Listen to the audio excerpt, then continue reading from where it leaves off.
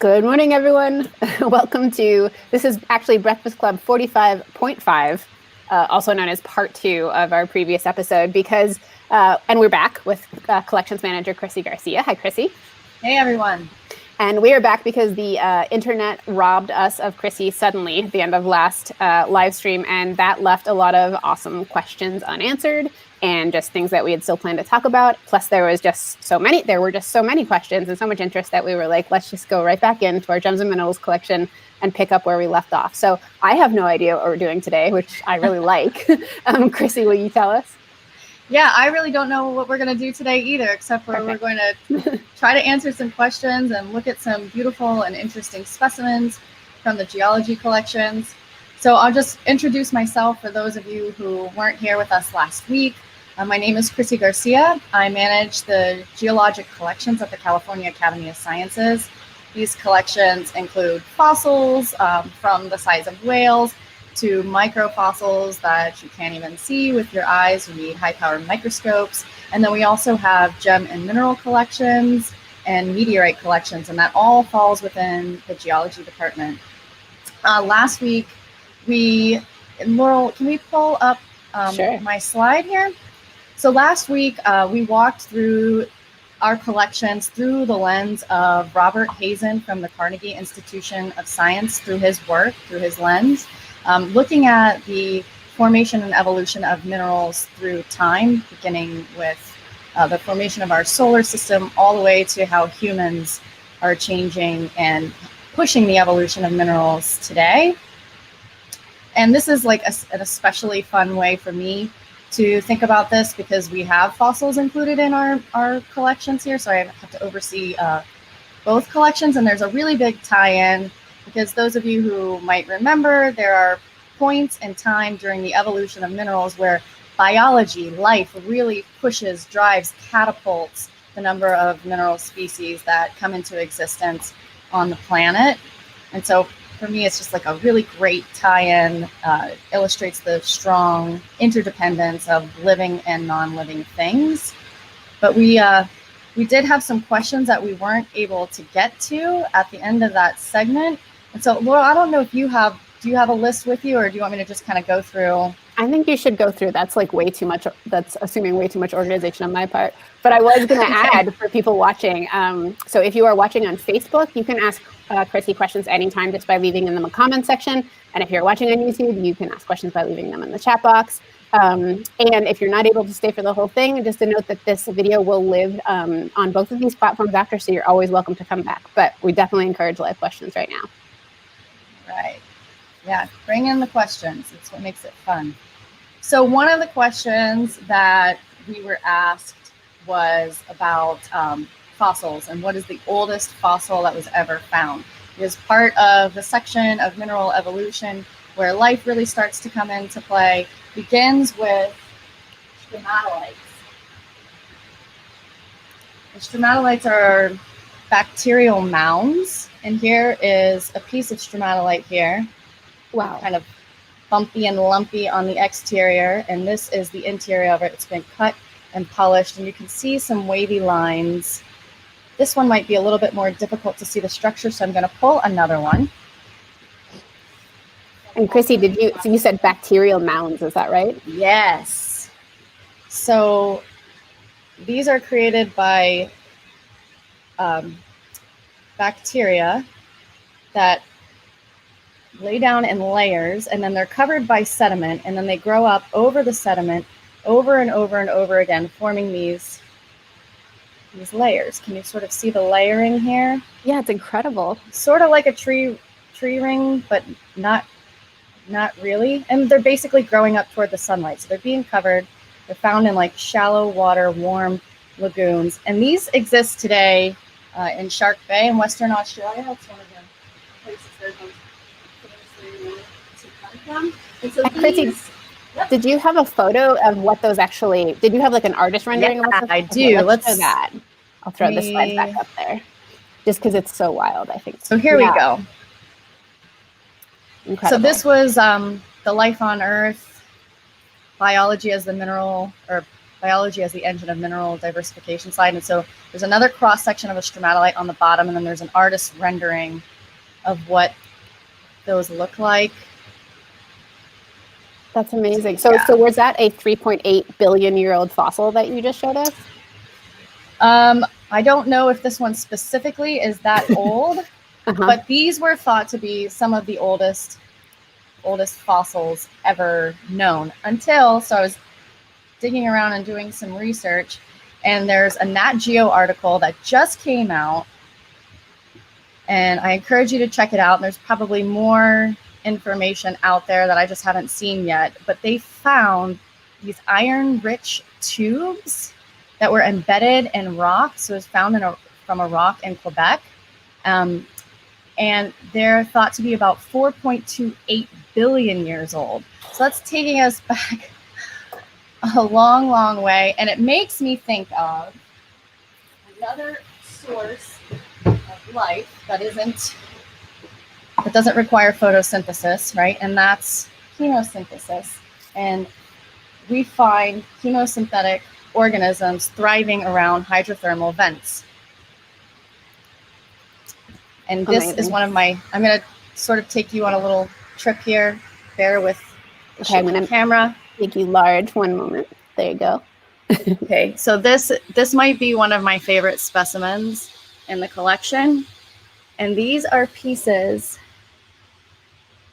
of black smokers. So these are hydrothermal vents or stacks, and you can see the tube here. And these are what they sometimes are referred to as chimneys. And so this is laying down, cut in half. But you can imagine if it's upright and you've got all of these insanely hot gases full of sulfur spewing out, and they're found at seafloor spreading centers. So this is from the Mid-Atlantic Ridge. And I'm going to try to pull it out just a little bit so you can see some of these tube worm. Okay, this is fascinating. With this because it's super fragile. So this is pretty special because we almost never take this out because it's so fragile. But I don't know if you can see. Can you see the remnants of the tubes from tube worms? Yes. That were living on this. Mm-hmm. Wow. And we didn't even know about these things until 1977. So that's one of my other favorite parts of the story, is that there's so much that we are learning all the time and so much yet to be discovered. And the story behind this particular piece and how we got it, it goes something like, our curator of paleontology had a friend who was like on one of these trips. They were collecting, they were looking at, I think it was bivalves that were around these hydrothermal vents, and they collected this piece of rock.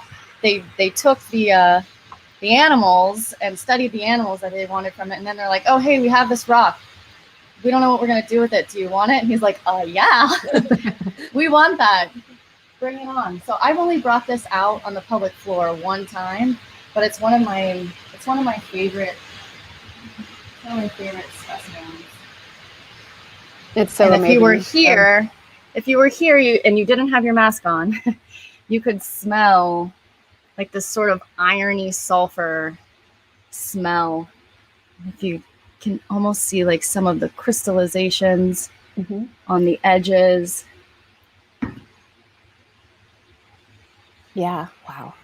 And so this new, potentially oldest fossil that may have just been found, that would have been living most likely in an environment like where we would find these big hydrothermal vents, these big black smokers.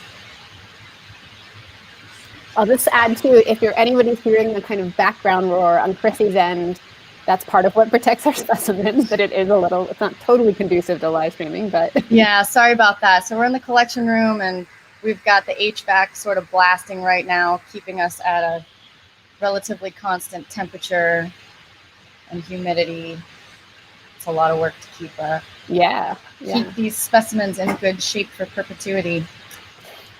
Yeah, well, those are amazing, yeah. I don't know, maybe they're just super amazing to me. So it's one of my favorites. Yeah. So I'm trying to think, what were some other good questions that we got that we didn't get to? Somebody asked about fluorescing and what causes minerals to fluoresce. Mm-hmm. And so that one, you're going to have to break out your chemistry, your old chemistry lessons. But basically what happens is that light excites an electron in one of the outer shells, and as that electron bounces to a higher orbital and then falls back down, it emits energy, often in the form of light. And so you get a different light being pushed back out or reflected back out than what's coming in, and that essentially is fluorescence. But I think fluorite, it's named after fluorite, which is one of the minerals that is very known for its fluorescing properties. They say you can take a piece of fluorite out into the sun and then go into the shade, and you can see it sort of glowing and still emitting that energy in the form of light. So it's pretty cool stuff. So that's all I've got on fluorescing, on that fluorescing question. Yeah, but if you're in the Bay Area, or if you visit at some point, you can see a really amazing selection of minerals that fluoresce in our Gems and Minerals exhibit, and it's just remarkable. So bright, so much different. Yeah, Laurel, thank you for bringing that up. I don't even know why that. Yeah, there's this great case. There's this beautiful case that is backlit with a shortwave UV light, and you press a button, and it changes from ambient light being reflected on the case to this like backlit UV light, and you see these mineral specimens just undergo this amazing transformation. So come in, we're open. Come in and check that out. That's one of the most spectacular ways to view some of our fluorescing minerals. For sure. And Chrissy, do you know, so specific to the last specimen you showed us, do you happen to know, Alan was curious how much it weighs? Ooh, I don't know. That's a good question. I've never weighed it. It's extremely heavy because it's full of iron. It's full of like hematite. Right. And yeah, that's a really good question. So it's not only is it heavy, it's very fragile. And so it does not get taken out very often at all. I should weigh it though. I should try to get it. Yeah, I'll be curious too. Weighed. And do you know, Mark had a question earlier about when you showed us the fossil that was the layered bacteria. Do you happen to know whether the kind of bacteria that are in that fossil or that layered up to form it, do they still exist today?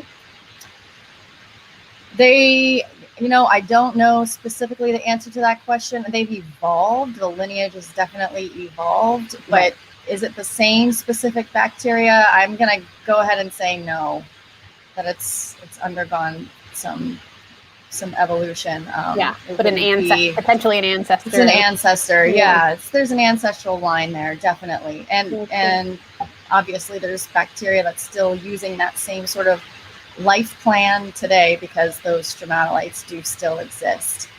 Okay. And Carolyn asked, she's curious what kind of precautions you take or how you actually handle getting, when you do transport a fossil, especially one of that size, to the public floor, how that actually works.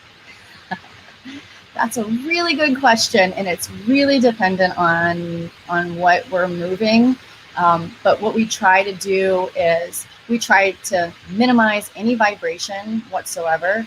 So we want to move it onto something like some sort of cart that's stable. Maybe it's got some good shock absorbing wheels on it. And then we also want to support it.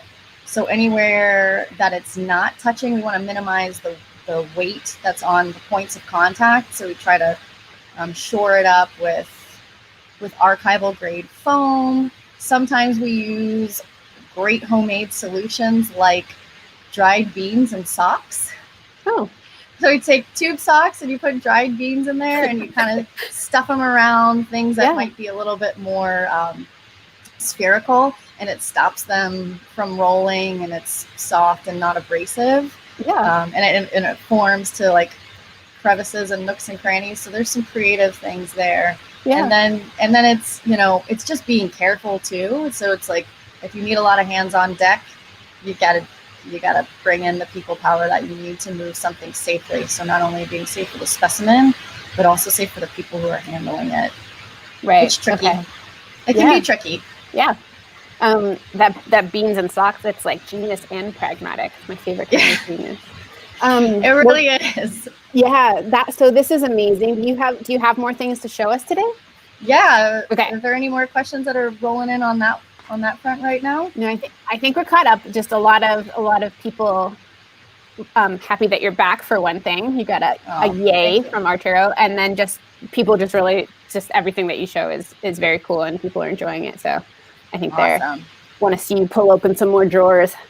Cool. Well, let's do that. Okay. So I wanted to show some other favorite specimens, and some of these tie back to what we were talking about last week. And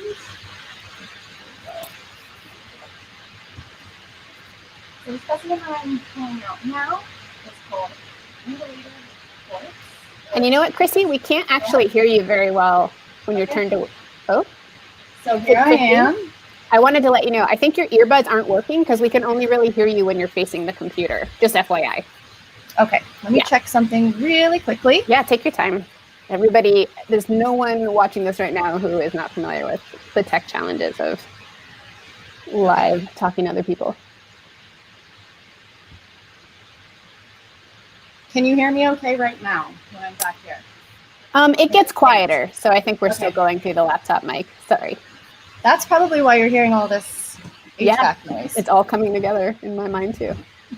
Okay, I'll try to remember to stay closer to the computer. Wow. All right, this is a piece of smoky quartz. This is from Brazil, and it's a little difficult to see because you see the reflection of my computer, but do you see these almost hair-like structures inside of this piece? We can, yeah. That's rutile. This is called rutilated quartz, and it looks like there's like straw or fine pieces of hair inside of this specimen. Oh, it's amazing. It's so beautiful. So here's the quartz itself. Wow. So quartz is one of the most common minerals that we find. It's silica dioxide. It's what a lot of sand is made up of. That's incredible. So quartz can also, the silica dioxide can be like carried down through mineral-rich waters. This is another piece from Brazil. And do you see these sharp angles to it? Yes. So this was found growing in the crevice of where walls and a ceiling met. It's incredible. It was just precipitated out. And this is one of my favorite pieces because I think it really helps to illustrate how you get these kinds of deposits in caves. You have mineral-rich waters moving through rock or sometimes sand, and then slowly but surely these minerals concentrate and precipitate out and solidify and form these amazing crystals. Yeah, that's extraordinary. It just doesn't look natural. It's so perfect. It's totally natural. Isn't that cool? We live in such a cool planet. Yep.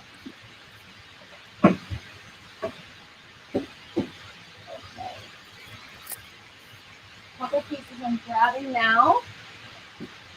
So jumping forward to humans. So we talked about biology being an engine of mineral diversification. And then at the very end, last week, we talked about how humans are driving evolution now.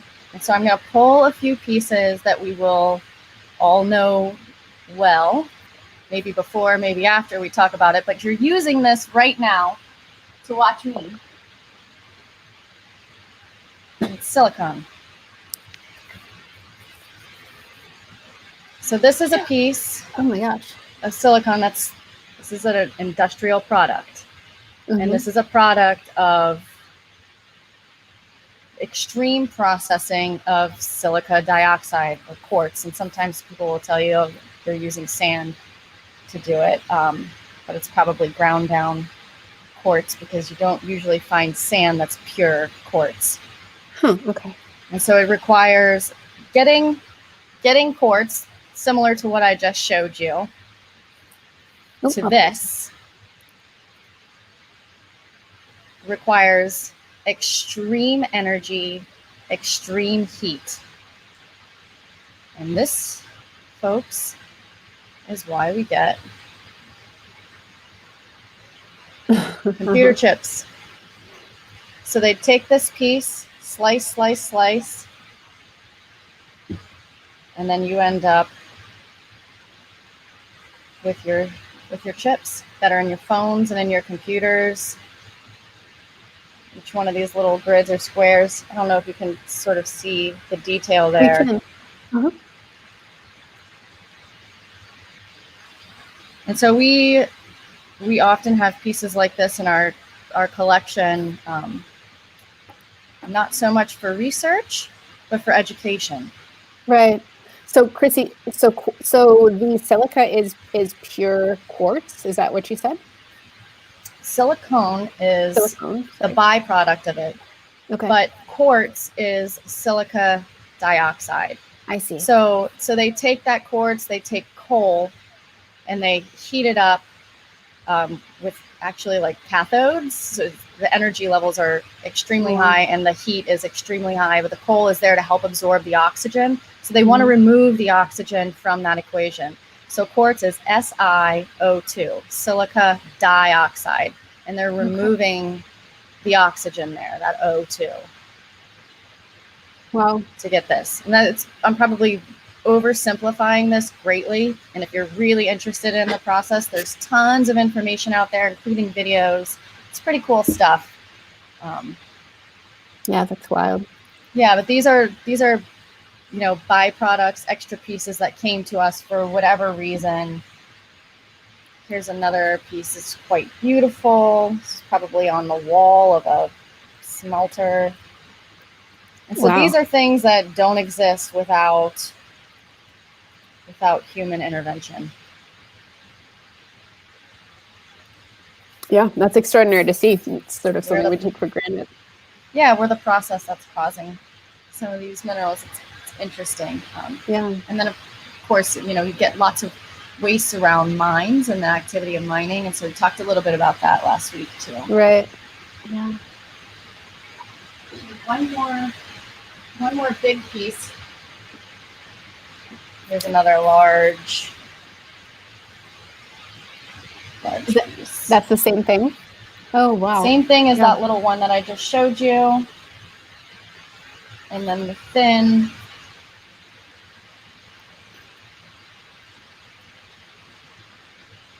little plate would be cut on a piece like this. Right. Chrissy, I don't know if this is in your wheelhouse, but Lester is curious how that product, their question, is how does that product correlate with silicone adhesive? Do you happen to have any thoughts on that? I have no idea. That's a wonderful question. Yeah. I'm going to look that up. I learned so much from you all and your questions. I love it. Thank you. Sorry, I can't answer it, though. That's, I think that's fair. And what is carborundum? Carborundum? Mm-hmm. Not sure. Okay. Not sure. So last week we also talked about the fact that there's now over 5,000 mineral species on the planet, and I don't know. I know a very small fraction of them. Right, but you can take care of any of them and preserve them for future generations like nobody's business. Well, I know where to go to get the resources to take care of. I know how to take care of most of them, and when I have a question, I know where to find the answers. That's sort of like, in this age of information, that's almost the key, right? Yeah, exactly. Yeah. Knowing which sources to go to. Yeah. There was another question about moldavite last week. Do you remember that one? I do. And I had not heard of that before. Mm-hmm. And so I dug into that one and I looked it up. And I'm pretty sure that I can confirm that we don't have any in our collection. And so moldavite is like an emerald green or olive green colored, basically glass, but it's a tektite, which means it's formed as a byproduct of meteorite impact. So glass, again, going back to that silica dioxide. This stuff is just so ubiquitous on the planet. Right. So I have some tektites to show you all. but I This is don't have exciting. moldavite, that particular type, which I think is found in one region for whatever reason. Well, But you can Mikhail, who see- asked that question, Chrissy, is watching today as well. So Hi. Well, maybe thanks you for it. Yeah, maybe thanks you Mikhail for can it. tell us more about, you know, the origins of moldavite and why it's only found, I think, in Russia, somewhere in Russia. But you might be able to see this here. It's sort of got this glassy texture, vitreous, we'd call it, and then there's little, what we'd call vesicles, little bubbles. And then here is another Tektite. It's got this teardrop shape. Wow. So these would have been heated up extensively, gone flying through the air, cooled rapidly. That's probably why you sort of have this aerodynamic shape here. So no moldavite tektites, but we do have tektites. That's incredible.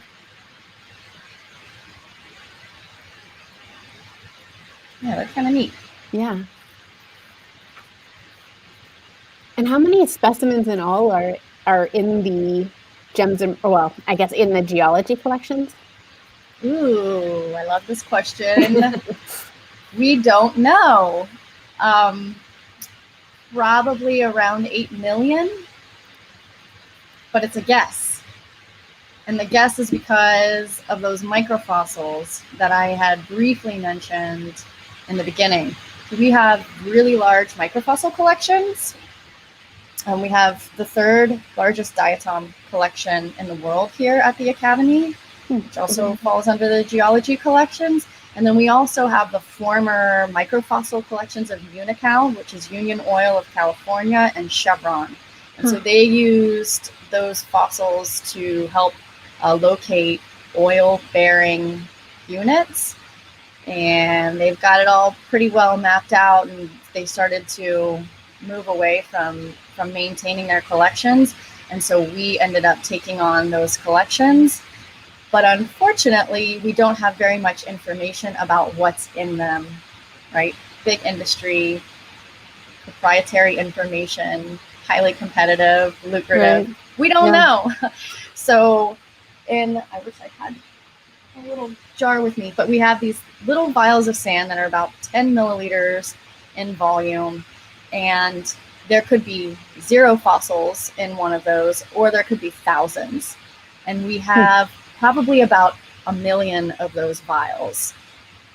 Wow. So we really don't know how many specimens we have in the collections. Right. It's a really good question. Some of our smaller collections that contain larger specimens, like our birds and mammals or our herpetology collections, they've got a really good hard number on how many specimens they have in their collections. But those of us that have like lots of smaller things in our collections, it's a bit of an educated guess. Like our entomology collections, how many ants do they have? Right. Yeah. They don't know. They don't know. Yeah. And invertebrates, you get some of those invertebrates are the same. Yep. Yeah. So that's a really great question. Right. Yep. Okay. Interesting. Let's see. What else should I show you? How about I show you some of my favorites just because I think they're beautiful? Yes, please. I think that's like exactly what 80% of the people watching we need right now. We need some mental and emotional relief. Right, exactly. So this is wolfenite.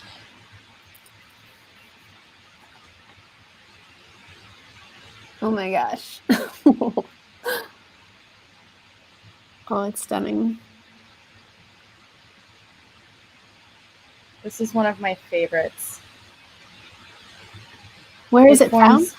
This is from the San Francisco mine, which is in Sonora, Mexico. Huh. Amazing.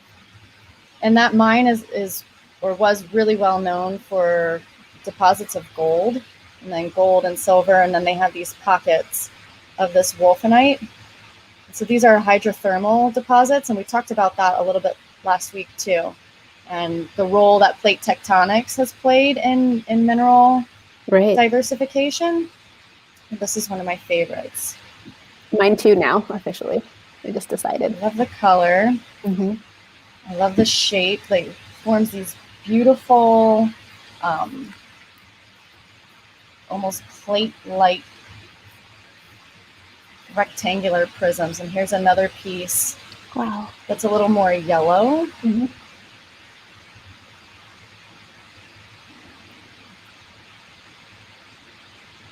Very careful with this. I was going to say that we're just a little bit ahead of a lot of the commenters because there's a delay, and so I can tell as soon as everybody has seen, as soon as you bring the first wolfenite up, because there's just a series of wows like across the platforms. It's really spectacular.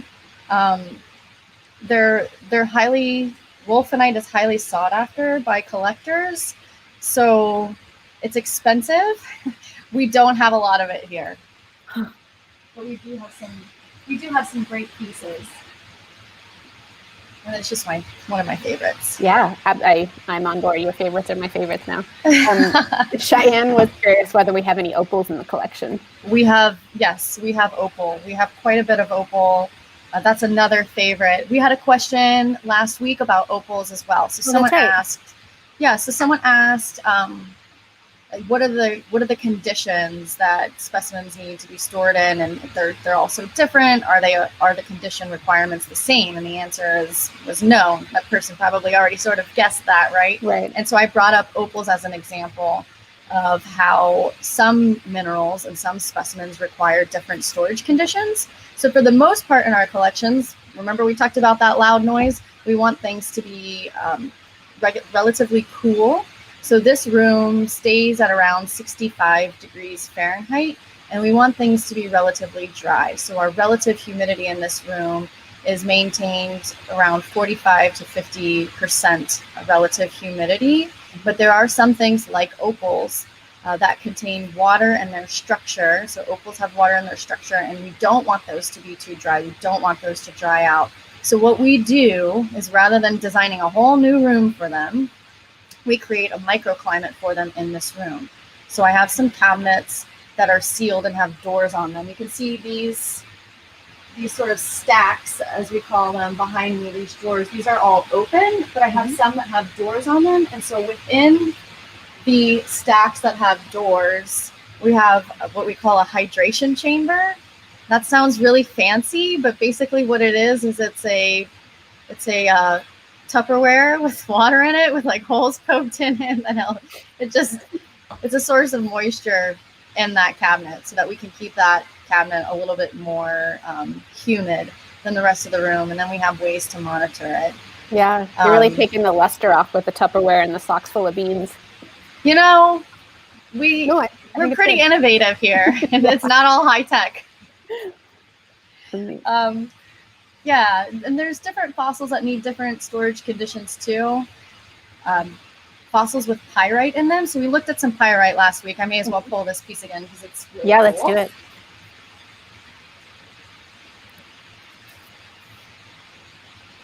Here's one of my favorite pieces of pyrite from our collections. This is a piece from Spain. It's incredible. And these amazing cubes. So some forms of pyrite and marcasite can be very susceptible to too much humidity, and they can undergo an alteration when the pyrite and air and water all collide, and they start to basically decay because they alter into a totally new chemical structure, which is larger than the original chemical structure. So they kind of explode from the inside out.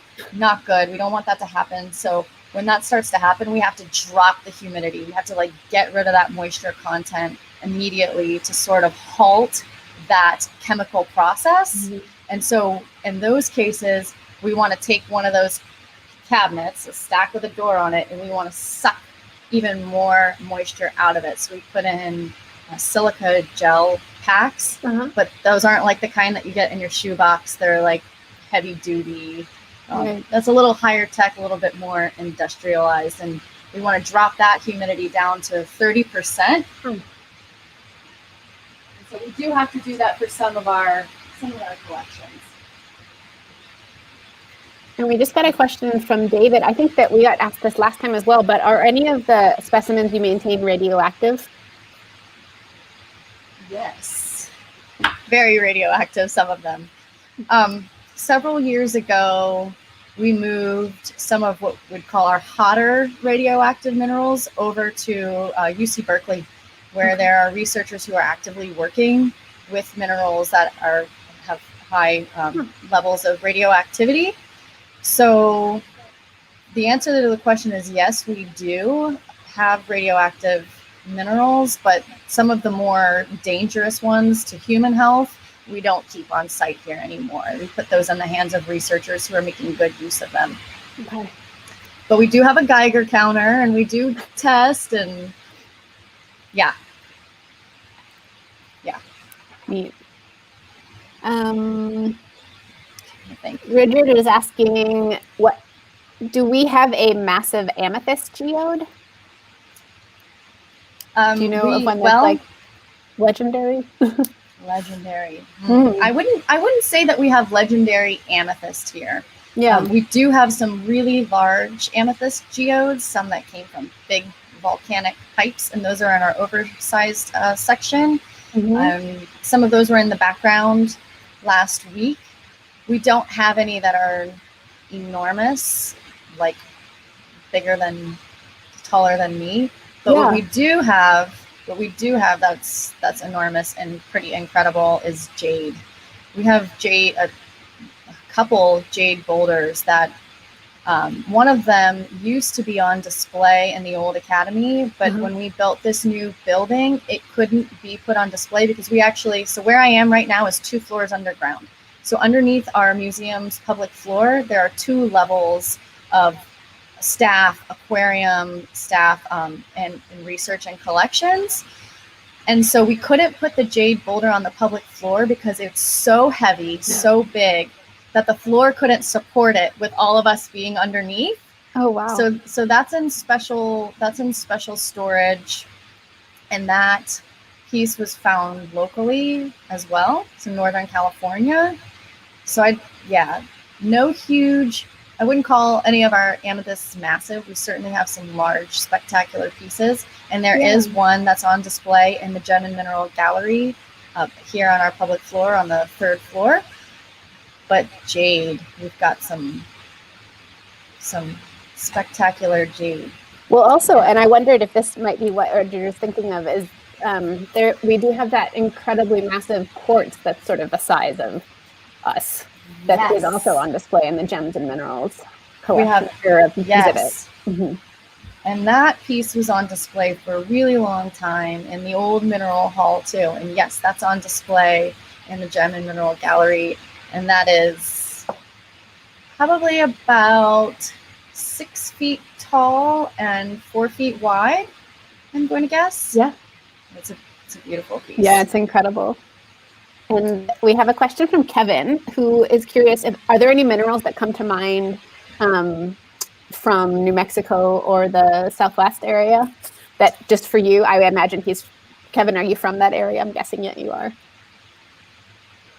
Yeah, well, so wolfenite sort of comes to mind again. So the mine that it comes from is really sort of on the border there. It's really northern Sonora, Mexico. So, I mean, there's so much that's absolutely stunning and beautiful that comes from that region, from the Southwest region. Right.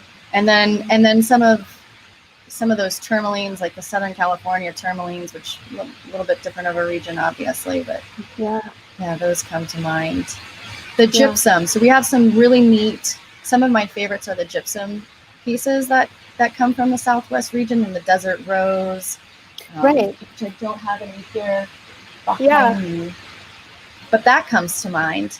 Yeah, I have one. I can go fetch it. Okay, there you go. Not ninth grade. Yeah, but I actually got the Gems and Minerals show in Tucson, which I think is the largest in the world. Is kind of madness, but I did stumble through it. When a section devoted to stuff from the Southwest, and that was pretty remarkable as well. I think they canceled it this year because of COVID. Yeah, they postponed it this year. They're gonna try again next year. Yeah, pandemic pending, but yeah, they did decide to do. Yeah, it's one of the largest. It goes on for a month, 2 months. Right. Yeah. And Chrissy, is something like that, is that kind of set up a resource for scientists, or do specimens, or do those tend to not have the amount of information that you would want for a specimen in a scientific collection? They certainly have pieces that are worthy of collections. They have, I think that show is incredibly diverse. They've got everything. You can find things that are going to wow your child, that can go in their pocket and cost you $2, to pieces that you can't find anywhere else in the world, and they're attracting prominent private collectors. But they also have these people who are running those shows. They're so knowledgeable. They know that the details matter. I've got a really good example of that right here that I'll show you in just a second. Another one of my favorites. But we do have donors who attend that show regularly, who have booths at that show, who donate specimens to our collection. And my predecessor attended that show every year, and I was hoping to attend this year, but the pandemic stopped that. And so my predecessor, Jean DeMuth, would actually go to that show and have a booth, and she'd try to really insert a lot of education into the booths that she had. So it wasn't just like, oh, here's this beautiful piece and all of the information, but like, here's the crystal structure, the chemical composition, the environment in which it's formed and why. And so I think you can find whatever it is that you're looking for at one of those shows. You can scratch all those itches. Yeah. This is a piece of Celestine. This is one of my favorites. It's like this, I don't know, I have a 3.5-year-old who was obsessed with Frozen for a while. So Elsa had a favorite mineral. I think this would be it. It just sort of reminds me of that. It's incredibly heavy because of the element strontium that's included in it, but it's also really soft. So even though it's beautiful, it's often not used for gemstones because it's too soft. But it does form these beautiful, perfect crystals because it has really well-defined planes of cleavage. And so what those are planes of weaknesses in the atomic structure that the mineral will break along those lines. And so you get this beautiful crystal structure. But going back to, do these collector pieces, are they research grade, research worthy? And the answer is often yes. So that piece that I just showed you, here is our label for it. So this comes from our database, and so this is all the information that we have about it in our database. But this was donated to us by Dr. Robert Byers. Here is his own personal label. So he tracks all of the information. Here is the label of the person that he purchased this from. These people keep incredible records. They may not be professional scientists, research scientists, but they really know what they're doing. And I learn so much from them all the time. Yeah. I love that you're going to carry on Jean's tradition and legacy. I'm going to try. So Forrest has a question, and we got this for you last time too, so I think we'll just revisit it because how can you not wonder? They'd like to know, where are the gold and diamonds? Where are they? Well, I have some here. Excellent. Actually, I don't. I think I put them back. Oh, Chrissy, that was brutal. Sorry. Go look at the last live stream from Chrissy. We saw lots of diamonds.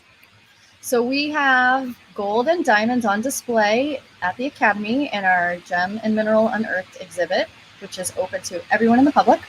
And then we also have gold and diamonds and other amazing specimens on display in what has been dubbed the Gem Vault. And so that's a special room. It's a behind the scenes tour stop.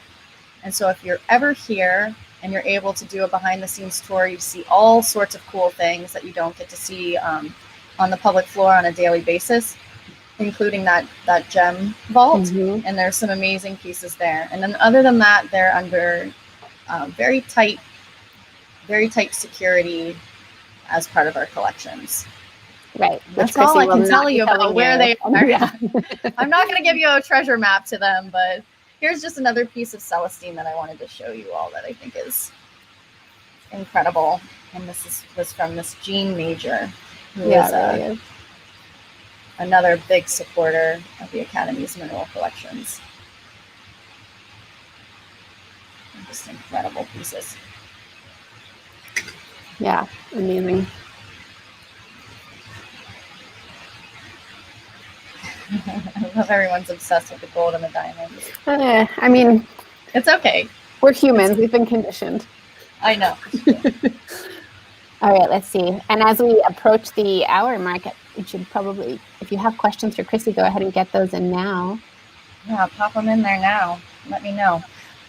Ooh, people really want to see that jade boulder. I wish I could show you. I wish it was here. I wish maybe one day. I'm going to take you on a little trip. I want to show you. Excellent. They're not minerals, but I want to show you before we go. Let me grab one more thing. So I wanted to talk about human impact one more time. I'll show you two things here. More of my favorites. This is a piece of ivory from Alaska. This is an Inuit carving of a little puffin. Oh, wow.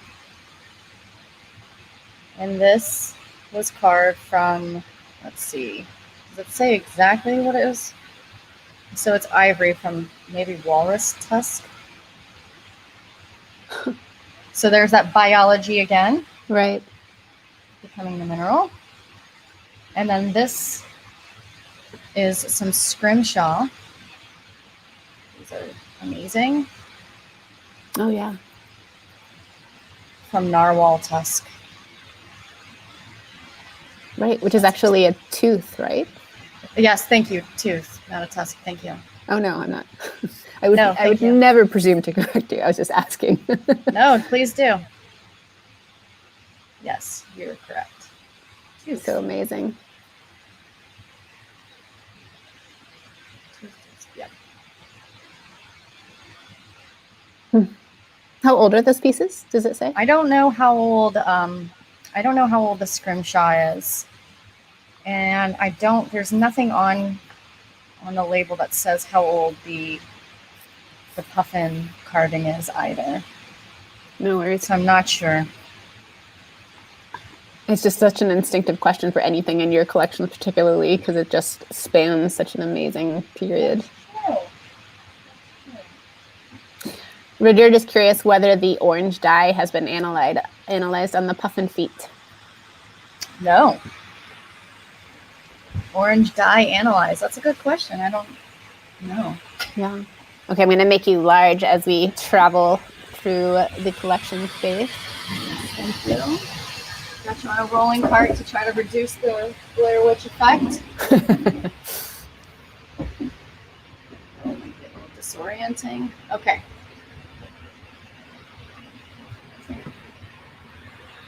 So I felt like I had to show you some of my favorite fossils and Excellent. Not just my favorite minerals. And we were talking a lot about California minerals and jade, California state gem, rock, mineral, right? We talked about bonitoite, gold, and serpentinite. And here is your California state fossil. It's so good. This is Kitty. This is a saber-toothed cat from the La Brea tar pits. This is part of our Pleistocene megafauna. And then these went extinct at the end of the Pleistocene, roughly 10,700 years ago. And why did these animals go extinct? Well, we had rapid climate change. Went from a really cool climate to much warmer. And then we also had some human impact. So this is actually a cast, but it's a really excellent cast of a skull of bison antiquus. So this is the skull, and these are the horn cores. This is what's left of the horn. Wow. Extended really far out. But at the top of the skull, there's a chert stone fragment, so fragment of a stone point in the skull. And this was found in northern Florida near the Big Bend area, basically in like a riverbank. And radiocarbon dating places it at about 10,500 years old. Wow. Which is really interesting. Pardon the way I'm handling this. Because it's one of the first lines of evidence of paleo people's hunting and killing bison in large numbers. So it represents an ancient killing ground for bison. And so looking at lines of evidence like that from the fossil record, so what we know about how climate has changed, going from large extents of glaciers in North America to those retreating, and sea level rising again, but then also the human impact. It's now like pretty widely accepted that both the climate change and the human impact drove the extinction of some of these species. So these are still like some of my favorite specimens, and they're not beautiful, sparkly minerals, and maybe it ends us on a little bit of a sad note, but they really are spectacular. They really are my favorites, and part of it's just because not only were they amazing animals, but they give us a lot of information. So they tell us a really strong story. Yeah, those fossils that really capture an actual interaction are like so profoundly cool because those are some of my favorites for sure. And then Kitty's just so cool. I mean, look at those. Is Kitty's taxonomic name a Smilodon, or is that Smilodon? Right? That's correct. So this is Smilodon. That's like literally the best name. I think we're actually ending on a note for like best taxonomic name because it's Smilodon. I mean, how perfect is that? And check out those teeth and then the retractable claws. I don't know if you can really see that there. Kind of like your domestic cat, except for way scarier. Amazing. Yeah, it's good stuff. Good stuff. Do we have any more questions? No, there's not. There's a lot of enthusiasm, but I don't have any more questions at the moment. Okay. And yeah, I mean, this has just been so spectacular, and I'm so grateful that you dove back in to take us on yet another tour. Well, thanks for joining me again. I'm so sorry about the technical difficulties last week. Who can't relate, honestly? Yeah, no, I think we did. I think we did pretty good. Yes, awesome. Thank you so much. And like, folks, if you think of questions later, you're welcome to still leave them there, and we'll route them back to Chrissy. And stay tuned, because I'm pretty sure that I won't be able to resist very long until I strong arm her into something else. But Chrissy, thank you for being such an amazing Breakfast Club guest. And yeah, thanks so much for having me, for joining me today. I hope you enjoyed it. Hope you learned a little something too. Yeah, for sure. We absolutely did. And I'll just mention for anyone who is interested, tonight at 7 p.m. Pacific, there is a nightlife, and it's all about jellies. So if you have any interest in squishy, venomous, amazing, prolific creatures, tune in for that tonight. And Chrissy, thank you once again. We'll see you soon. Thanks, everyone. Take care. Bye.